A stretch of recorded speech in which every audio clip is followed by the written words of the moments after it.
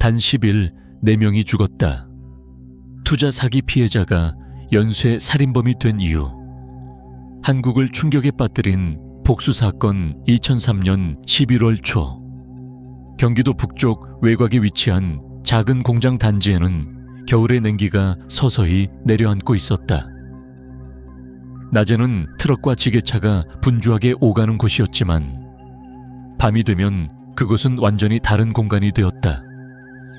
가로등 몇 개가 희미한 빛을 내고 있을 뿐 사람 그림자 하나 보이지 않는 고요한 장소였다. 그날 새벽 5시, 공장 경비원 박영수는 평소처럼 순찰을 돌고 있었다. 그는 이곳에서 8년째 일하고 있었다. 매일 같은 시간, 같은 길을 걸으며 창고와 울타리를 확인하는 것이 그의 일상이었다. 그는 두꺼운 외투를 여미며 중얼거렸다. 오늘은 유난히 춥네. 숨을 내쉴 때마다 하얀 김이 공기 속에 퍼졌다. 그는 손전등을 켜고 창고 뒤편 골목으로 들어갔다. 그곳은 평소에도 어둡고 인적이 드문 곳이었다. 그때였다. 그의 발걸음이 갑자기 멈췄다. 코끝에 낯선 냄새가 스쳤다. 쇠 냄새였다. 처음에는 공장에서 나는 기름 냄새라고 생각했다. 하지만 몇 걸음 더 다가가자 냄새는 훨씬 더 강해졌다. 박영수는 얼굴을 찌푸렸다. 이 냄새 뭐지? 그는 손전등을 들어 바닥을 비췄다. 그리고 그 순간 그의 심장이 멎는 것 같았다. 바닥에 한 남자가 쓰러져 있었다. 남자는 등을 바닥에 대고 누워 있었고 목 주변은 검게 굳은 피로 얼룩져 있었다. 옷은 평범한 작업복이었지만 몸은 이미 움직임이 없었다. 손전등 불빛이 남자의 얼굴을 비추자 박영수의 입에서 비명이 터져 나왔다. 사람이 죽었어요. 그의 목소리는 새벽의 공장 단지를 울렸다. 몇 분 뒤 경찰과 구급차가 도착했다. 그러나 이미 늦었다. 남자는 사망한 지 몇 시간이 지난 상태였다. 사망자는 김태성, 나이 45세, 인근에서 철물 도매업을 하던 사람이었다. 그는 전날 밤 거래처를 만나고 집으로 돌아가던 길이었다. 하지만 집에는 끝내 돌아가지 못했다. 현장을 살펴보던 경찰들은 금방 이상한 점을 발견했다. 지갑이 그대로 있었다. 현금도 남아 있었다. 휴대전화 역시 주머니 안에 있었다. 강도의 흔적은 전혀 없었다. 경찰 중 한 명이 조용히 말했다. 돈 때문에 죽인 건 아니네. 현장을 지휘하던 강력팀 팀장 이정훈이 시신 옆에 무릎을 꿇었다. 그는 조용히 장갑을 끼고 상처를 살폈다. 목, 단 한 번의 칼자국. 그러나 그 상처는 매우 정확했다. 경동맥이 정확히 절단되어 있었다. 이정훈은 잠시 말이 없었다. 그는 수십 건의 살인사건을 다뤄본 형사였다. 하지만 이런 상처는 흔하지 않았다. 대부분의 살인은 흥분 상태에서 여러 번 찌르는 경우가 많다. 그러나 이 상처는 달랐다. 한 번, 그리고 끝. 그는 조용히 말했다. 이거 아마추어 솜씨 아니다.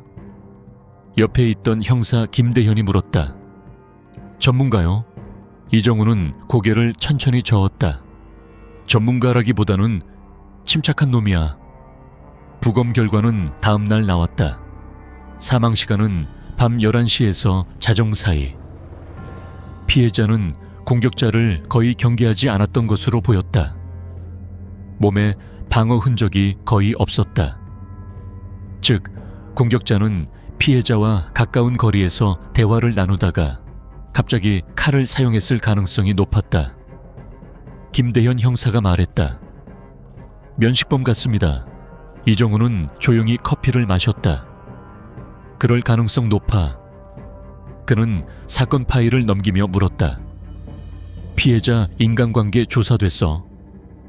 예, 가족, 거래처, 교회 사람들까지 확인 중입니다. 교회? 네, 매주 모임에 나갔다고 합니다. 이정우는 잠시 생각에 잠겼다. 그러나 그때만 해도 그 사건이 어디까지 이어질지 아무도 몰랐다. 사건이 일어난 지 사흘 뒤, 새벽 6시. 이번에는 다른 신고가 들어왔다. 여기 사람 죽어 있습니다. 위치는 첫 사건에서 약 3km 떨어진 공터였다. 경찰이 도착했을 때 또 하나의 시신이 발견됐다. 이번 피해자는 62 세 남성, 부동산 중개업자였다. 그리고 그의 목에도 똑같은 상처가 있었다. 단 한 번의 칼자국, 정확한 위치 같은 방식. 현장을 확인한 이정훈 팀장은 한동안 아무 말도 하지 않았다. 김대현이 조심스럽게 물었다. 팀장님, 설마... 이정훈은 시신을 바라보며 조용히 말했다. 연쇄다. 그 말이 떨어지는 순간 사건의 무게가 완전히 달라졌다. 두 건의 살인, 같은 수법, 같은 지역. 이제 이것은 단순한 살인이 아니었다. 강력팀 사무실, 벽에는 두 피해자의 사진이 나란히 붙어 있었다. 이정훈은 화이트보드에 선을 그으며 말했다. 공통점 찾는다. 형사들이 하나씩 조사 내용을 말했다. 둘 다 남자, 지역 주민. 경제적으로 큰 문제는 없었습니다. 그러나 결정적인 공통점은 쉽게 나오지 않았다. 시간이 흘렀다. 그리고 한 형사가 조용히 말했다. 팀장님, 이상한 게 하나 있습니다. 모든 시선이 그에게 향했다. 두 사람 같은 교회에 다닙니다. 방안이 조용해졌다. 이정우는 천천히 고개를 들었다. 같은 교회. 네, 같은 성경 모임도 나갔다고 합니다. 그는 잠시 생각하다가 말했다. 그 모임 명단 가져와. 그때까지만 해도 아무도 예상하지 못했다. 그 명단 안에 곧 대한민국을 뒤흔들 이름이 들어있다는 사실을. 강력팀 사무실의 공기는 무겁게 가라앉아 있었다. 벽에 붙어 있는 두 장의 사진. 첫 번째 피해자 김태성, 두 번째 피해자 이광호. 두 사람의 사진 사이에는 붉은 선이 하나 그어져 있었다. 그리고 그 선 위에는 하나의 단어가 적혀 있었다. 같은 교회. 이정훈 팀장은 모임 명단을 천천히 넘기고 있었다. 종이에 적힌 이름은 총 12명. 대부분 평범한 직장인과 자영업자였다. 그때 그의 손이 멈췄다. 한 이름 때문이었다. 정민수 32세. 직업 없음. 주소는 사건 현장에서 멀지 않은 오래된 빌라였다. 이정훈은 고개를 들었다. 이 사람 조사됐어. 형사 김대현이 답했다. 기초조사만 했습니다. 특별한 정과는 없습니다. 그럼 지금 어디 있어? 김대현이 잠시 망설였다. 연락이 안 됩니다. 이정훈의 눈이 좁아졌다. 집은 어젯밤부터 비어 있습니다. 그 순간 사무실 안의 공기가 달라졌다. 같은 날 오후, 형사들은 정민수의 집을 찾았다. 낡은 3층짜리 빌라였다. 복되는 오래된 형광등이 깜빡거리고 있었다.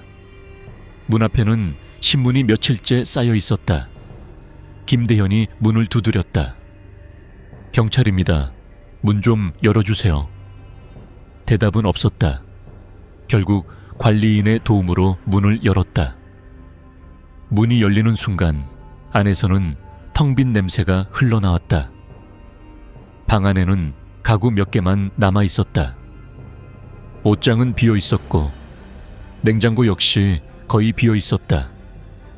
마치 누군가 서둘러 떠난 흔적이었다. 이정우는 방안을 천천히 둘러봤다. 책상 위에는 오래된 서류 몇 장이 남아 있었다. 그는 그 종이를 집어들었다. 그리고 잠시 후 그의 표정이 굳어졌다. 종이 위에는 굵은 글씨로 적혀 있었다.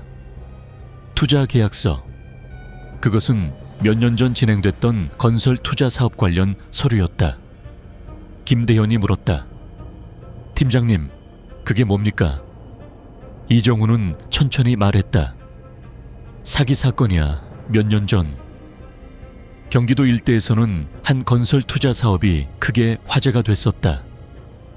신도시 개발 예정지라는 소문이 돌면서 많은 사람들이 돈을 투자했다.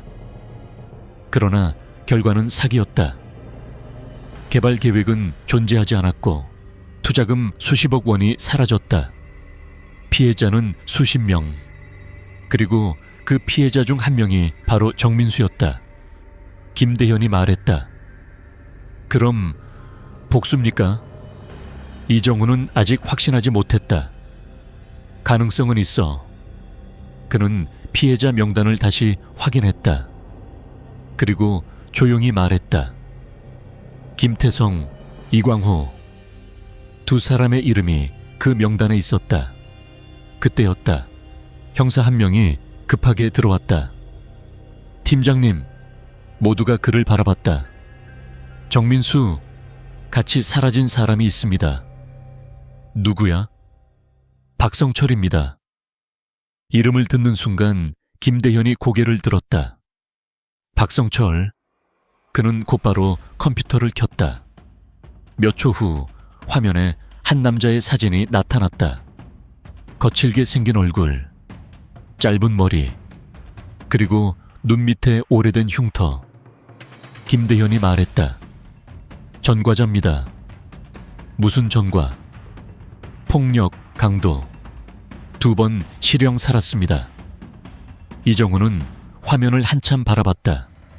그리고 천천히 말했다. 둘이 친구야? 같은 공장에서 일한 적 있습니다. 그는 의자에 몸을 기대며 말했다. 둘이 같이 움직인다. 김대현이 조용히 말했다. 2인조입니다. 그때 또 다른 전화가 울렸다. 경찰서 상황실이었다. 전화기를 내려놓은 형사의 얼굴이 창백했다. 팀장님, 시신 하나 더 발견됐습니다. 순간 사무실이 조용해졌다. 어디야? 노래방입니다. 현장은 작은 노래방 건물이었다. 피해자는 50대 여성, 노래방 주인이었다. 그녀 역시 목에 같은 상처가 있었다. 단 한 번, 정확한 칼자국. 이정우는 현장을 보며 입을 굳게 다물었다. 이제 확실했다. 같은 범인, 그리고 같은 패턴. 그러나 이번에는 새로운 단서가 있었다. 건물 입구 CCTV. 경찰이 영상을 재생했다. 화면 속에는 2명의 남자가 있었다. 모자를 눌러 쓴 채 걸어 들어오는 모습이었다. 화질은 좋지 않았지만 체형은 분명했다. 한 명은 키가 컸고 다른 한 명은 마른 체형이었다. 김대현이 말했다. 정민수, 박성철입니다. 이정우는 아무 말 없이 화면을 바라보고 있었다. 영상 속 2 남자는 천천히 건물 안으로 들어갔다. 그리고 약 20분 뒤 다시 밖으로 나왔다. 그 사이에 한 사람이 죽었다. 그날 밤 경찰은 전국 수배령을 내렸다. 정민수와 박성철, 2 남자는 이제 대한민국에서 가장 위험한 용의자가 되었다. 하지만 그들은 이미 흔적을 지우고 있었다. 휴대전화는 꺼져 있었고 카드 사용 기록도 없었다. 마치 공기처럼 사라진 상태였다. 며칠 뒤 이정우는 피해자 명단을 다시 바라보고 있었다. 투자 사기 사건 피해자들 총 8명. 그중 3명이 이미 죽었다. 그는 펜으로 이름을 하나씩 표시했다. 그리고 조용히 말했다. 아직 5명 남았다. 김대현이 물었다. 팀장님, 막을 수 있을까요? 이정우는 대답하지 않았다. 그의 눈은 이미 다음 이름을 바라보고 있었다. 그리고 그 순간 그는 직감했다. 이 사건은 아직 끝나지 않았다는 것을, 어쩌면 더 많은 사람이 죽을 수도 있다는 것을. 세 번째 살인이 발생한 뒤 사건은 더 이상 지역경찰 수준의 문제가 아니었다. 경기도 지방경찰청은 즉시 대형 연쇄살인 사건으로 분류했고 강력팀 인력도 2배로 늘어났다. 경찰서 상황실 벽에는 큰 지도 하나가 붙었다. 그 위에는 빨간 핀 5개가 꽂혀 있었다.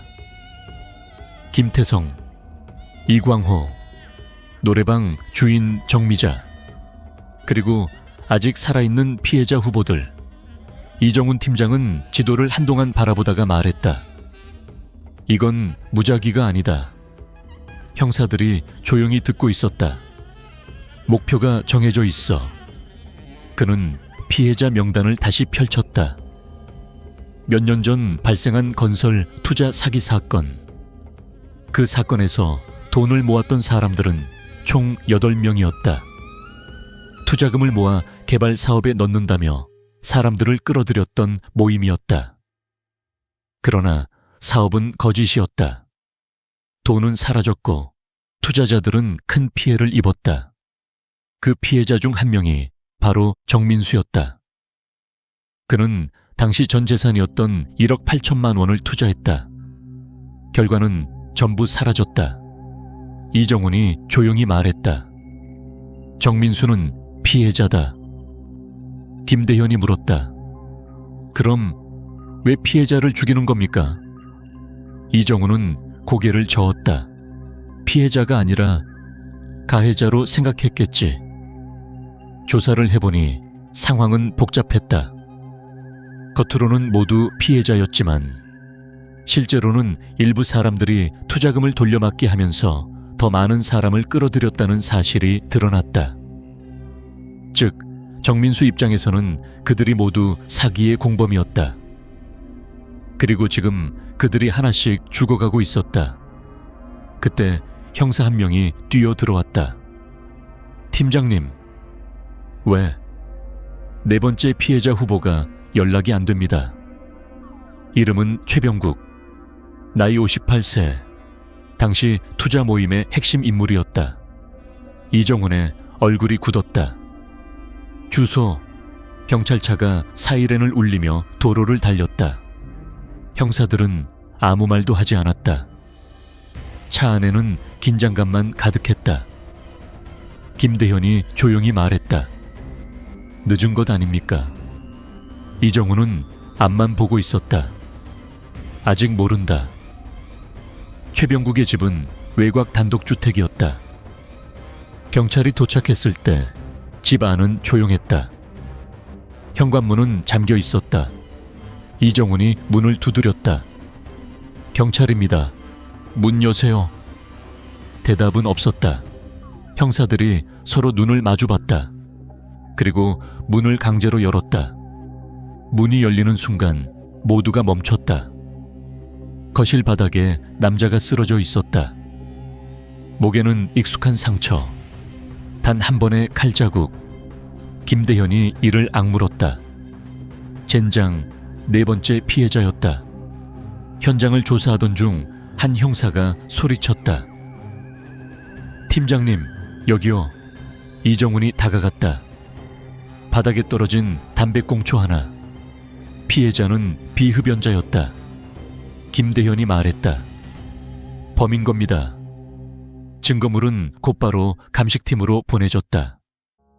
그리고 몇 시간 뒤 결과가 나왔다. DNA 일치. 박성철. 이정훈은 그 결과지를 한참 바라보고 있었다. 이제 확실했다. 정민수와 박성철, 2 남자가 함께 움직이고 있었다. 그리고 그들은 전혀 서두르지 않고 있었다. 마치 하나씩 계획대로 처리하는 것처럼. 그날 밤 경찰은 대대적인 검거 작전을 시작했다. 고속도로 톨게이트, 버스터미널, 기차역, 모든 곳에 수배 전단이 붙었다. 두 사람의 얼굴이 전국으로 퍼졌다. 그러나 며칠이 지나도 아무 소식이 없었다. 마치 땅속으로 사라진 것 같았다. 사건 발생 후 열흘째, 강력팀은 거의 잠을 자지 못하고 있었다. 그때였다. 전화가 울렸다. 지방 경찰서였다. 여기 강원도입니다. 이정훈이 바로 물었다. 무슨 일입니까? 수배 전단 보고 연락했습니다. 순간 방안이 조용해졌다. 어디서 봤습니까? 작은 모텔입니다. 형사들은 곧바로 강원도로 향했다. 새벽 2시, 작은 시골 모텔 앞 경찰차 불빛이 꺼져 있었다. 이정훈은 형사들에게 말했다. 도망가면 끝이다. 모두 고개를 끄덕였다. 그들은 조용히 계단을 올라갔다. 방번호 203호. 문 안에서는 아무 소리도 들리지 않았다. 이정훈이 속삭였다. 준비. 형사들이 문 앞에 섰다. 그리고 문이 부서지는 소리와 함께 경찰이 방 안으로 뛰어들었다. 경찰이다. 그러나 방 안은 비어 있었다. 침대 위에는 아직 따뜻한 이불이 남아 있었다. 그리고 테이블 위에 종이 하나가 놓여 있었다. 이정훈이 천천히 그 종이를 집어들었다. 거기에는 짧은 문장이 적혀 있었다. 아직 2명 남았다. 김대현의 얼굴이 굳었다. 팀장님. 이정훈은 아무 말도 하지 않았다. 그는 이미 알고 있었다. 이 사건은 아직 끝나지 않았다. 그리고 그들이 멈추지 않는 한 누군가는 또 죽을 것이다. 원하시면 이어서 4부는 이야기에서 가장 긴장감 높은 부분입니다. 4부 체포와 자백, 마지막 살인 시도. 경찰과 범인의 실제 추격, 두 사람의 체포, 충격적인 살인의 이유, 그리고 마지막 5부 법정과 사형 판결, 형장의 이슬까지 완전히 영화처럼 이어지는 결말을 작성해 드리겠습니다. 강원도 작은 모텔에서 발견된 종이 한 장은 수사팀을 다시 긴장 속으로 몰아넣었다. 아직 2명 남았다. 그 문장은 단순한 협박이 아니었다. 이미 4명이 죽었다. 그리고 남은 사람은 2명뿐이었다. 강력팀 사무실 안은 새벽이 되어도 불이 꺼지지 않았다. 형사들은 피해자 명단을 다시 정리하고 있었다. 남은 2사람, 장도현 55세, 오세진 61세. 2사람 모두 몇 년 전 투자 사기 사건에서 중심 역할을 했던 인물들이었다. 김대현이 조용히 말했다. 정민수 입장에서는 마지막 목표입니다. 이정훈은 고개를 끄덕였다. 그렇다면 이제 서두를 거야. 그는 곧바로 지시를 내렸다. 2사람 전부 보호한다. 장도연의 집 앞에는 형사들이 배치되었다. 오세진 역시 마찬가지였다. 경찰은 2사람에게 상황을 설명했다. 장도연은 얼굴이 하얗게 질려 있었다. 그 사람들이 진짜 나를 죽이러 온다는 겁니까? 이정훈은 짧게 대답했다. 가능성이 높습니다. 남자는 손을 떨고 있었다. 나는 그때 돈도 많이 잃었어요. 나도 피해자입니다. 이정훈은 아무 말도 하지 않았다. 그가 조사한 기록은 조금 달랐다. 장도연은 투자금을 모으는데 적극적으로 참여했던 사람이었다. 그리고 많은 사람들이 그의 말을 믿고 돈을 투자했다. 사건 발생 후 열이틀째 밤, 경찰은 2사람 주변을 집중적으로 감시하고 있었다. 그러나 범인의 움직임은 2004년 봄, 서울중앙지방법원 대법정 앞에는 이른 아침부터 사람들이 모여 있었다. 기자들, 카메라, 그리고 사건을 지켜보는 시민들까지 복도는 발 디딜 틈이 없었다. 언론은 이 사건을 이미 수개월 동안 집중적으로 보도하고 있었다. 5명을 노린 연쇄 복수살인 사건, 두 남자의 잔혹한 계획. 대한민국 전체가 이 재판을 지켜보고 있었다. 오전 10시, 법정 문이 열렸다. 2명의 피고인이 법정 안으로 들어왔다. 정민수, 그리고 박성철. 두 사람은 수의를 입고 있었다. 손에는 수갑이 채워져 있었다. 법정 안은 완전히 조용해졌다. 피해자 가족들이 앞줄에 앉아 있었다. 그들의 눈에는 분노와 슬픔이 섞여 있었다. 재판장이 자리에 앉았다. 지금부터 사건 번호 2004-3일 2호 살인 사건에 대한 공판을 시작하겠습니다. 검찰의 공소장은 길었다. 검사는 천천히 읽기 시작했다.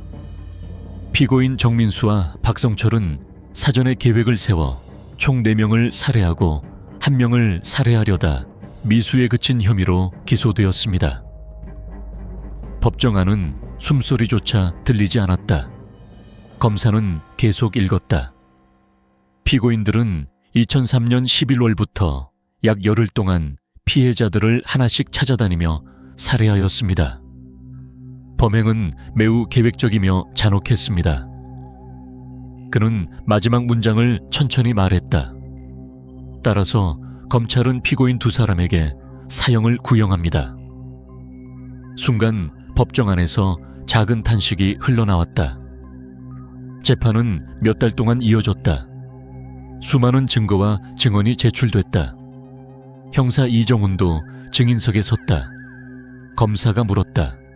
피고인 정민수는 체포 당시 어떤 상태였습니까? 이정훈은 잠시 생각했다. 놀랄 만큼 침착했습니다. 후회하는 모습이 있었습니까? 이정훈은 고개를 저었다. 없었습니다. 피해자 가족들의 증언도 이어졌다. 김태성의 아내는 눈물을 참지 못했다.